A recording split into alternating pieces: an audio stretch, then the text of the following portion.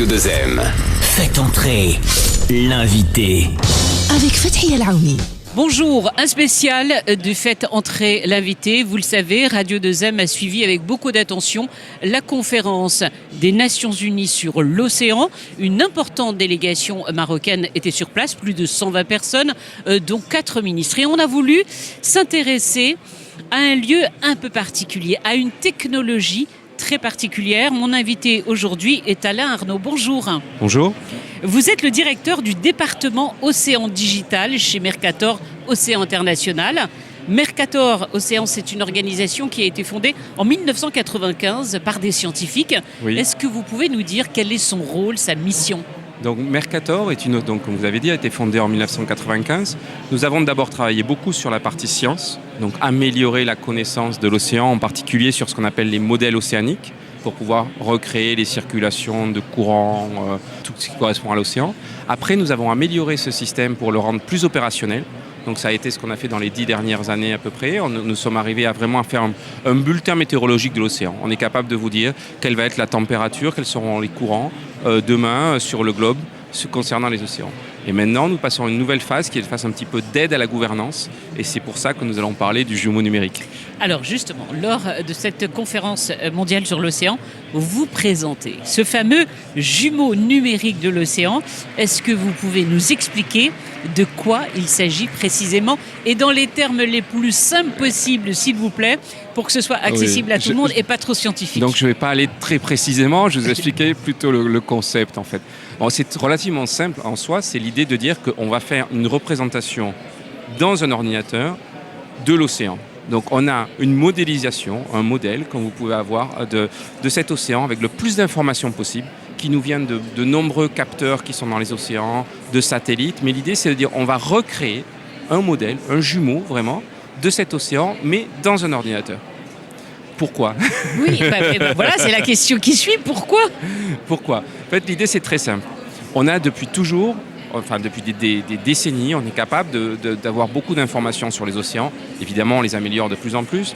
Mais lorsqu'on a cette information-là, c'est très difficile après de la rendre accessible, premièrement, et après de pouvoir l'utiliser dans la prise de décision.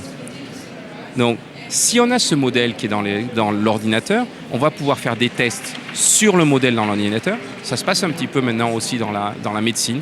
On a des simulations du corps humain pour tester des médicaments, pour tester des opérations. Donc là, on fait pareil. Avant de prendre une décision, on va la tester sur le modèle dans l'ordinateur pour pouvoir après être le plus efficace possible dans la réalité. Vous diriez que c'est une technologie révolutionnaire ? C'est pas révolutionnaire, ça existait dans beaucoup d'autres industries, ça existait. Alors qu'est-ce qui change ? Ce qui change, c'est la possibilité de rendre accessible et compréhensible notre connaissance de l'océan. Et c'est de la rendre, donc de limiter la barrière qu'on a assez souvent entre les scientifiques, qui sont très experts dans leur domaine, mais qui n'ont pas la possibilité d'accéder aux sphères des décideurs, des politiques ou des industriels, et de notre côté, ces industriels et ces décideurs qui ont besoin de prendre des décisions et qui souvent n'ont pas accès à cette connaissance scientifique. Alors, c'est une collaboration de partage de données avec quel pays ? Est-ce que ce sont seulement des pays européens ? Parce que la sortie de l'océan en Europe et en Afrique, c'est pas la même. Non. Nous venons du Maroc. La surexploitation, notamment industrielle, n'est pas partout du même niveau. Donc c'est une collaboration avec des scientifiques d'où ? Du monde entier. On a un seul océan. Il y a une très belle sphère à l'entrée de l'exposition, du One Ocean, où on voit très bien que l'océan, les océans tels qu'on les appelle en géographie, sont tous interconnectés. Donc on ne peut pas parler d'un océan sans parler de la totalité de ce qui soit. Donc nous travaillons avec des données qui viennent du monde entier et en collaboration avec le monde entier. Mais répondez à une question claire. Pourquoi certains disent les océans au pluriel et d'autres parlent de l'océan tout court ? Et nous avons des océans, nous avons un seul océan. On a une habitude en fait de dire qu'on parle des océans parce qu'on a tous appris qu'il y avait l'océan Pacifique, l'océan Atlantique, l'océan Indien, donc d'un point de vue géographique, et des cartographies qu'on utilisait à l'époque. Maintenant, en fait, où le satellite nous donne un autre type de vision. Si vous regardez le globe terrestre depuis le pôle sud, vous voyez bien qu'on voit un seul océan. Et tous les océans dont on parlait avant sont interconnectés. Alors, au Maroc, depuis de très nombreuses années, les autorités mise énormément sur le développement d'une économie bleue durable. Est-ce que vous travaillez également avec des experts marocains ? Bien sûr, nous travaillons avec des experts marocains. Nous travaillons en fait surtout sur la partie méditerranéenne, qui est, je dirais, encore un élément un petit peu plus complexe parce qu'il est interconnecté à cet océan global, mais c'est surtout un véritable bassin en fait. Donc on ne peut pas avoir une connaissance, une politique sur la partie nord de la Méditerranée qui ne prennent pas en compte les connaissances et les intérêts de nos collègues du sud de la Méditerranée. Alors comment vous travaillez ensemble ? C'est à tous les niveaux, c'est-à-dire donc d'abord l'échange de données, l'échange de connaissances scientifiques, les forums qu'on fait avec eux, etc. Et puis après, il y a la partie qui est plus politique, qui me dépasse un petit peu, mais qu'on voit dans les signatures d'accords, etc. Donc ça, c'est la partie, je dirais, la fin de la chaîne de valeur, jusqu'à arriver à prendre des décisions sur lesquelles, possiblement basées sur la science, qui vont nous permettre de signer des accords sur la limitation de la pêche, sur les plastiques, etc. Alors là, on comprend bien qu'il y a un gigantesque travail qui est mené. À l'occasion de la conférence des Nations Unies sur l'océan, vous le présentez au grand public. Est-ce qu'on peut l'imaginer débarquer au Maroc pour présenter justement tout ce qui est fait ? Ça serait avec plaisir. Il faut qu'on ait le temps et les moyens pour le faire, mais bien sûr, parce que en fait, cette connaissance ne vaut que si elle est partagée. Exact. Et puis peut-être pour nous sensibiliser, parce que c'est important aujourd'hui, quand on parle de la préservation de l'océan, que le grand public sache de quoi on parle. On peut accueillir de très nombreux invités, de nombreux experts, mais c'est pas comme voir précisément en fait le travail qui est fait grâce à cette technologie-là. Et surtout auprès des jeunes générations. Pour moi, c'est un des grands bonheurs vraiment qu'on a quand vous voyez la mobilisation de la jeunesse. Oui, on a tous les matins des scolaires qui viennent, qui sont là. Donc, on a eu un moment très, très particulier la semaine dernière. On avait sur le stand un représentant de la Commission européenne, un ministre et des enfants tout autour qui regardaient en même temps le même écran représentant notre océan. Je vais vous poser une question très très compliquée. Je me prépare. Si vous deviez présenter le bulletin de santé de l'océan, vous nous diriez quoi ? Comment va-t-il ? Tout le monde le sait, il va mal en fait, puisqu'on est dans une situation où on parle beaucoup du réchauffement climatique, en fait, du réchauffement de l'atmosphère, mais il faut penser que en fait, la plupart de cette énergie, de cette chaleur qu'il y a dans l'atmosphère actuellement, elle vient s'accumuler dans les océans. Ça se traduit comment ? Parce que quand on dit par exemple, on a des vagues de chaleur actuellement dans les océans. Très bien. On a des vagues de chaleur comme on peut les avoir disons, sur Terre, qui se déplacent et qui détruisent les fonds marins, les vivants, certains types d'espèces, etc. Alors, celles qui peuvent nager pour s'en éloigner, d'autres, typiquement, tout ce qui est plutôt végétal reste est affecté. Et on voit des zones, on a l'exemple qui est connu, celui des coraux, des récifs de coraux qui disparaissent à cause de température. Ça, c'est une alerte. C'est une alerte. Aussi, l'acidification, en fait, le gaz carbonique qui nous pose tant de problèmes dans l'atmosphère, en fait, quand il rentre dans l'océan, il se transforme en acide. Et donc ça acidifie la mer. S'il y a des endroits où même pour l'homme, ça devient un petit peu difficile de se baigner, c'est très acide.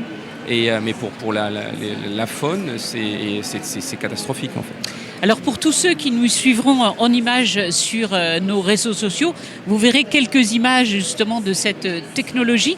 Est-ce que ça clignote en rouge quelquefois pour vous dire, là il y a une zone et une région en fait dans le monde où la situation est très alarmante. Alors ça fonctionne pas comme ça. Alors c'est justement la difficulté. Nous, vous voyez, ce que vous mentionnez là, c'est exactement le fond du problème et c'est ce qu'on a vraiment à résoudre aujourd'hui. Nous, scientifiques, nous sommes capables de mesurer, par exemple, ces vagues de chaleur, de voir comment elles évoluent et d'arriver à dire, OK, elles arrivent à un endroit donné. Maintenant, comment alerter, agir par rapport à ça ? Il y a cette étape qui nous manque, qui est le lien avec les décideurs, l'information du public de manière générale. Après, il faut aussi se rendre compte que les moyens d'action sont très limités. On ne va pas pouvoir déplacer des populations d'algues, c'est quelque chose qui n'est pas possible. Donc, mais nous voyons ces voyants rouges. On a même maintenant un indicateur qui s'appelle l'indicateur Starfish qui permet de mesurer un certain nombre de paramètres qui nous permettront vraiment de voir l'évolution en plus de cette. Donc de manière. Ce qui est surtout intéressant souvent, ce n'est pas d'avoir un voyant rouge, c'est de voir comment ça évolue dans le temps. Et là, on a quand même beaucoup de points rouges allumés aujourd'hui. Combien de scientifiques au total collaborent avec vous ? Je crois que c'est très très difficile à calculer. À peu près. Je ne sais pas, on doit être plusieurs milliers en fait. À travers le monde entier. On a beaucoup de réseaux en fait interconnectés. Donc pour faire simple, nous avons la partie vraiment des mesures dans les océans. Donc je vous parlais les bouées, donc de nombreux scientifiques qui vont sur des bateaux océanographiques et tout ça. Donc dans le monde entier qui interagissent et qui échangent leurs données. Après on a les parties, toute la communauté des satellites qui elle aussi est impliquée. On a après toute la partie, la communauté des modélisateurs océanographiques. Et puis après toutes les branches spécifiques donc de biologie marine, donc vraiment, quand je dis des milliers, je suis peut-être un peu juste. On est encore loin. Ouais. Alors il y a une tradition dans le fait entrer l'invité. Vous allez vous tourner vers la caméra et vous allez adresser le message que vous souhaitez à l'ensemble des auditeurs marocains. J'imagine que vous allez parler bien évidemment de l'océan. Qu'est-ce que vous aimeriez dire ? Mais moi, donc je me tourne voilà, à la caméra. Okay, merci. Non, mais ce que j'aimerais leur dire, d'abord, c'est que je suis très heureux de pouvoir m'adresser à eux parce que c'est très intéressant de pouvoir avoir cette approche globale, surtout en Méditerranée. Moi, je suis originaire de l'autre côté de la Méditerranée. Je suis originaire de Marseille, en fait. Et cette interaction tant culturelle que disons, hydrodynamique qu'on peut avoir entre les deux côtés est très intéressante. Et donc moi je leur dirais, on est tous des Méditerranéens, essayons de travailler ensemble pour garder notre Méditerranée aussi belle qu'on l'a connue quand on était jeune. Merci beaucoup Alain Arnaud. Je rappelle que vous êtes le directeur du département Océan Digital chez Mercator Océan International et on a hâte de découvrir ça au Maroc. J'espère qu'il y aura l'occasion. Ça sera avec plaisir. Ça va être l'occasion de lancer l'appel. Merci beaucoup. À bientôt. Merci à vous.